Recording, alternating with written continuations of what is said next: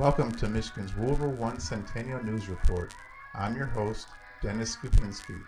During this program, we're going to look at Michigan's War Dog Memorial, located at the corner of 11 Mile and Milford Road in Lyon Township. It's one of only 18 in the United States dedicated to the memory of war dogs. War dogs have been used for the United States Army and other services from the First World War up to the present War on Terror.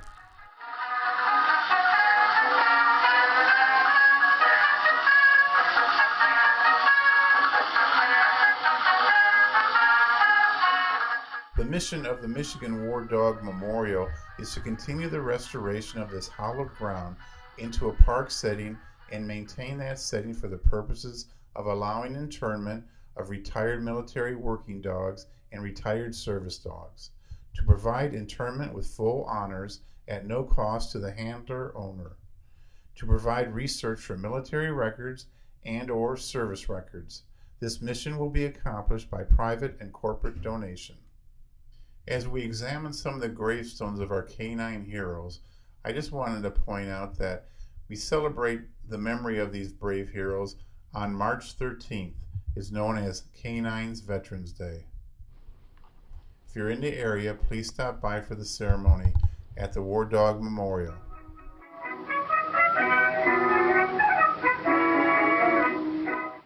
During the First World War, animals played an important role. The most important animal was the horse. This was the first European war since ancient times in which cavalry did not have a major role. All major combatant countries began the war with cavalry forces, but found that changes in weaponry and aerial reconnaissance rendered the horse cavalry obsolete. Even still, the horse was an important draft animal. All the combatant forces used draft animals to transport supplies and equipment as well as moving artillery. Some other animals that were used in the war were camels. The British used a camel corps in the desert in place of horses because they lasted longer. Some places in Europe they used elephants to move heavy items and carry heavy items. Then somebody got the idea to mount a machine gun on an elephant. Although these were never used in war, but perhaps the most useful animal outside of the horse was the army mule. Both sides used mules as a reliable form of transport, which could carry heavy loads over poor muddy roads. Another important animal during the war was a dog. The dog could be used as a messenger and proved as reliable as a soldier running dangerous missions of carrying messages. The complexities of trench warfare meant that communication was always a problem. The field communication system was crude, and there was always a real possibility that vital messages from the front would not get through. With dogs, the messages usually got through. The French and German armies trained their dogs to be sentries. With their keen senses, they alerted their masters when danger was present and the enemy was near. They also used dogs as light transport, carrying ammunition, water, and supplies to troops in the front.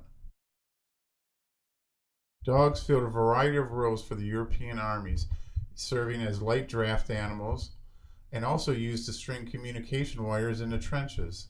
Notice the spool of wire on a dog's back. Although war dogs filled a variety of official roles, probably their best role was man's best friend. They became pets and mascots of various soldiers and units. Being in the front lines, of course, they were facing the same danger as the soldiers. Like the soldiers who were exposed to gas and shrapnel and other dangerous objects, dogs started wearing gas masks and other protective equipment in order to protect themselves from the elements of war. One of the other vital roles that war dogs filled during the war was that of an ambulance dog. The dogs were usually marked with a red cross and let loose in no man's land to locate wounded soldiers.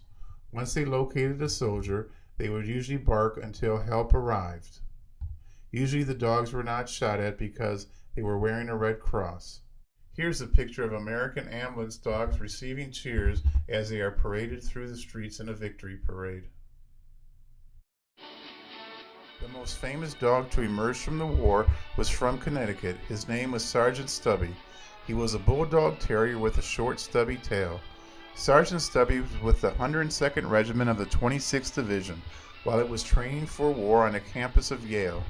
Private John Robert Conroy of Connecticut stowed Sgt Stubby below the deck on the SS Minnesota when his regiment shipped off for France. Sgt Stubby first entered the trenches in February of 1918.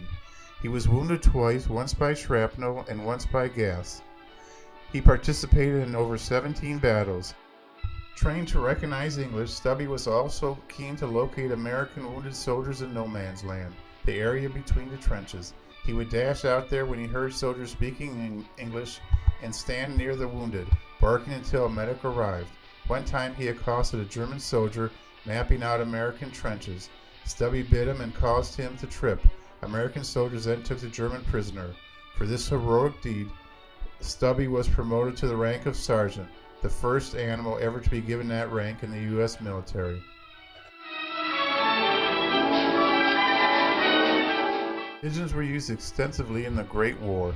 Man-made communication systems were still crude and unreliable, so dogs and pigeons were used as a form of communication. Pigeons were found just about anywhere on the Western Front. They were used at the First Battle of the Marne in 1914.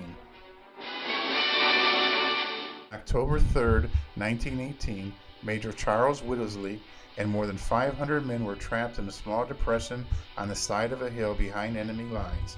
Here's the story of the most famous pigeon in American history.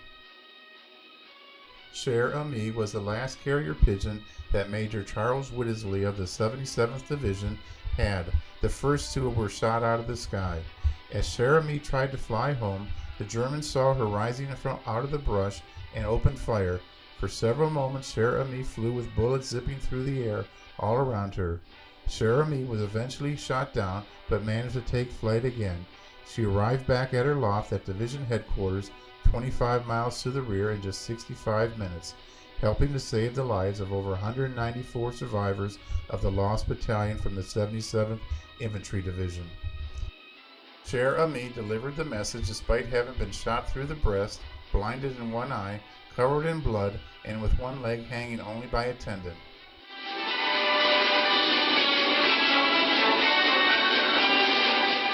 During the First World War, the British Army employed over 500,000 cats to be used as gas detectors and also to catch rats in the trenches. Cats were also used in the Navy to catch rats that were on a ship and also became ships' mascots. In fact, since ancient times, cats were a sign of good luck. Whenever a sailor went to a port, he tried to pick up a cat in order to bring him luck. During the war, cats became the guardian of the food stores, and their effort was so important for the war effort that thousands of them were donated by the British and American public. During the war, Great Britain and other countries, all which had pet animals, were hard hit by rationing. In Great Britain, it was actually illegal to give cats milk to drink. Soldiers have always felt better for adopting mascots, and many cat mascots have earned their keep as stress busters. Animals in the World War had a variety of uses. Some were slaughtered and used as food for the soldiers, while others were used to transport goods. Some were used for messaging services, while others were used to save soldiers' lives. One of the interesting features of the World War were the large number of animals that were employed in it. Subsequent conflicts did use animals, however, in very small numbers. One other interesting fact about the World War was the large number of pets and regimental mascots that were used. Base Hospital 36 from Detroit was unique in that it used a goat as its mascot, as pictured here.